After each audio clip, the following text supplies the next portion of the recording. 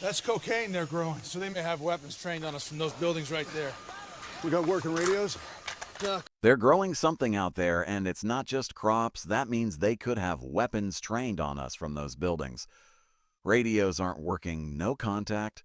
It's been a long time, but there's finally an update on Triple Frontier 2. In an interview with The Mary Sue, Charlie Hunnam shared some insight into the chances of a sequel. So let's break down everything known so far and what it could mean for the franchise's future. Before diving into the update, let's take a quick look back at what Triple Frontier was all about. Released in 2019 and directed by J.C. Shondor, the action-adventure film followed a group of former U.S. Army Delta Force operatives played by Ben Affleck, Oscar Isaac, Charlie Hunnam, Garrett Hedlund, and Pedro Pascal. They reunited for one last mission, but this wasn't some government-sanctioned operation. They were after a massive cash stash hidden in the jungle by a South American drug lord, Gabriel Martin Loria. At first, everything seemed to go according to plan. Pope led the team into Loria's remote jungle home while his family was at church. They found the money, way more than expected, hidden in the walls, and started loading up. But greed slowed them down, and by the time they were ready to leave, Loria had ambushed them, injuring Ironhead.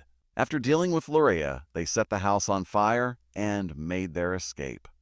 From there, things spiraled downhill fast. Their overloaded helicopter crashed in the Andes, forcing them to trek through hostile terrain with the cash. Red Fly, who had been the most focused on the money, was ultimately killed during a confrontation with villagers. Realizing the mission had cost them too much, the team dumped most of the cash and barely made it to their getaway boat, carrying only what they could.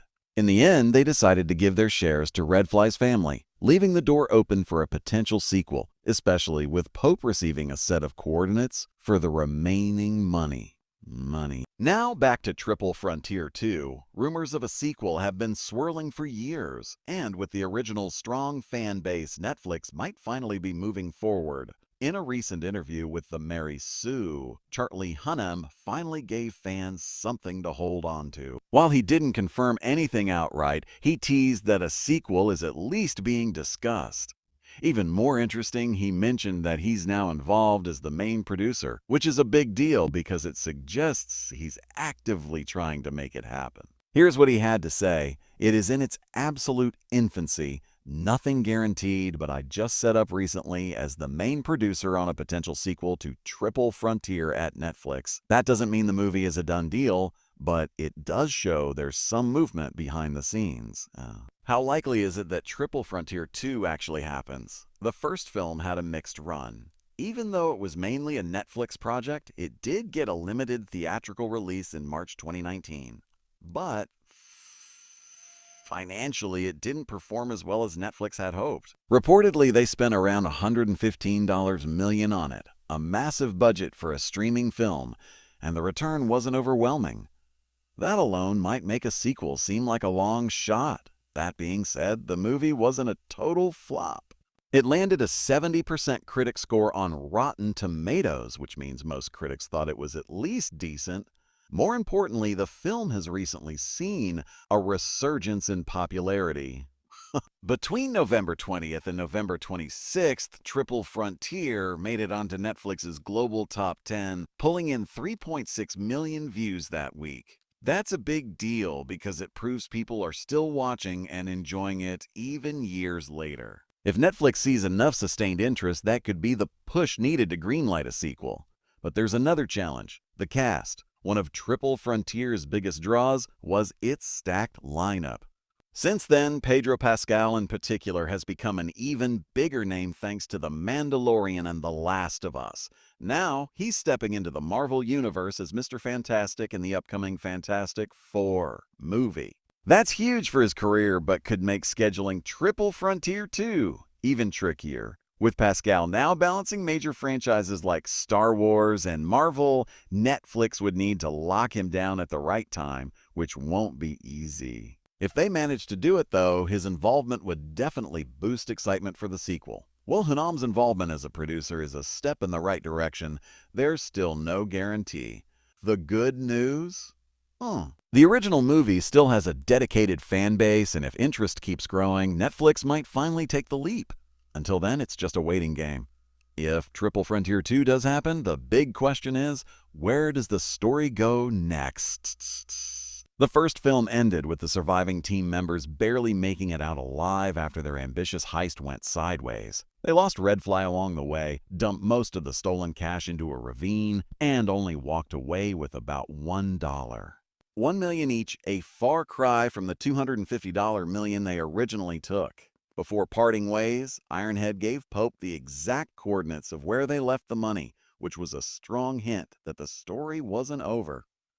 One possible direction for a sequel could involve the team deciding to go back for the lost cash. They already know where it is, and while it's a dangerous mission, they've pulled off worse. The big challenge would be retrieving the money without drawing attention, especially since Laria's cartel would likely still be looking for them. It wouldn't be surprising if the cartel had already sent men to recover the money themselves, turning the sequel into a high-stakes race to claim it first.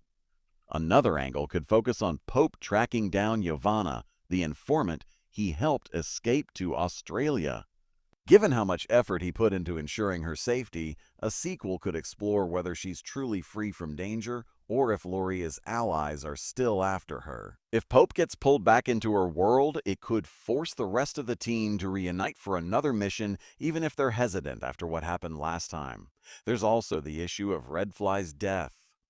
The team already feels guilty about how things played out, and his family was left with nothing but their share of the heist money. A sequel could introduce Red Fly's family in a bigger way, perhaps with them unknowingly getting caught up in the fallout from the first film's events. That could push the surviving team members to act, not just for money, but to protect the people Red Fly left behind. Of course, a sequel would also need to address how each character has changed since the first film. Benny was an MMA fighter before the heist. Did he go back to that life, or did the experience change him? Catfish was a pilot. Did he stay under the radar, or is he back in the game? And Ironhead, who was struggling with his past as a soldier, might be the least willing to jump into another dangerous mission. No matter which direction the sequel takes, the core of the story would likely remain the same. Highly skilled but deeply flawed men trying to navigate a world where loyalty, greed, and survival constantly collide. If Netflix moves forward with Triple Frontier 2, it'll be interesting to see how they build on those themes while giving the team another mission worth watching. That's it for today's video. Thanks for watching. Let's hear your thoughts in the comments. Don't forget to like, share, and subscribe to stay in the loop. And as always, suggestions for future videos are welcome.